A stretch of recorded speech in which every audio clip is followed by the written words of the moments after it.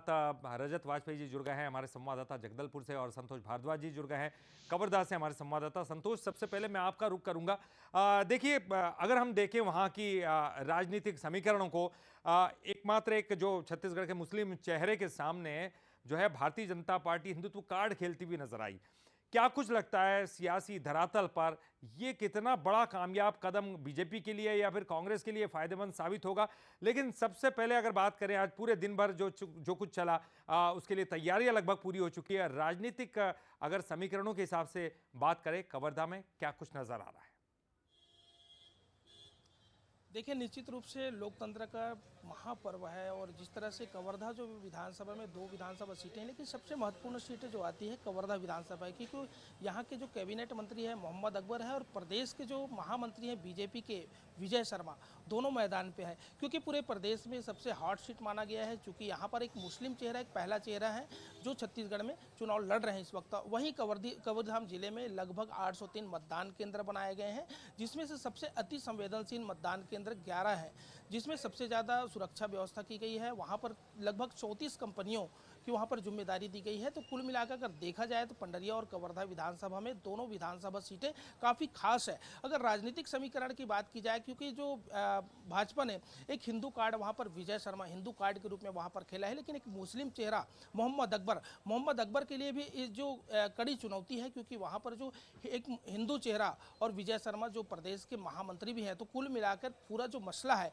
वो कल ईवीएम में बंद हो जाएंगे। यहाँ पर लगभग 6,47,000 से अधिक जो मतदाता हैं वो कल मतदान करेंगे। और पंडरिया विधानसभा की बात करें हम, वहाँ पर एक चेहरा है, 2 नए चेहरा हैं। भाजपा से भावना बोरा हैं और कांग्रेस से नीलकंठ चंद्रवंशी है। नीलकंठ चंद्रवंशी जो जिला कांग्रेस कमेटी के अध्यक्ष रह चुके हैं और भावना बोरा जिला पंचायत में वर्तमान में सभापति है। लेकिन दोनों के बीच में कांटे की टक्कर बताई जा रही है। जिस तरह से वहाँ पर देखने को मिल रहा है कि वहाँ पर जोगी कांग्रेस कहीं ना कहीं बीजेपी और कांग्रेस दोनों का समीकरण बिगाड़ता हुआ दिख रहा है।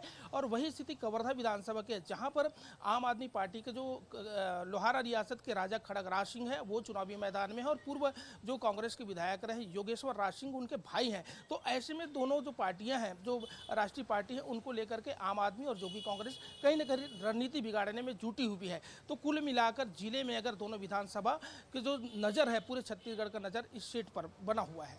बिल्कुल संतोष, बने रहिए हमारे साथ। रजत वाजपेयी जी भी हमारे साथ जुड़े हुए हैं जगदलपुर से। रजत, अगर हम देखें तो ये सामान्य सीट में है जगदलपुर, बाकी सब तो आरक्षित सीट हैं। लेकिन अगर सामान्य सीटों के लिहाज से बात करें, वहाँ की स्थिति क्या है, किस तरह के राजनीतिक समीकरण आप देख रहे हैं? सब कुछ तो फाइनल हो चुका है, अब जनता के हाथ में किस्मत का फैसला है जो कि कल होने वाला है।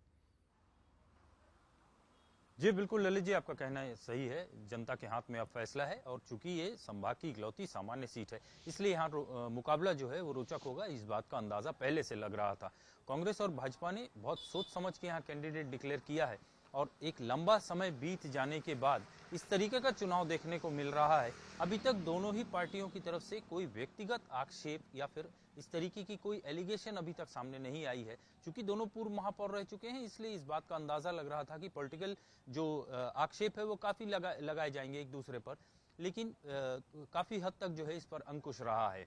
दूसरा जो फैमिली बैकग्राउंड है, जो उनका पढ़ाई का जो वो है, दोनों का लगभग मिलता जुलता है और इसलिए मतदाता काफी कंफ्यूज दिखाई दे रहे हैं कि जगदलपुर में वे अपना विधायक किसे चुने। कुल मिलाकर अगर कहा जाए तो काफी हद तक इस सीट पर मुकाबला जो है रोचक रहने वाला है। जीत का अंतर बहुत ज्यादा नहीं रहेगा, ऐसा राजनीतिक पंडित अंदाज लगा रहे हैं।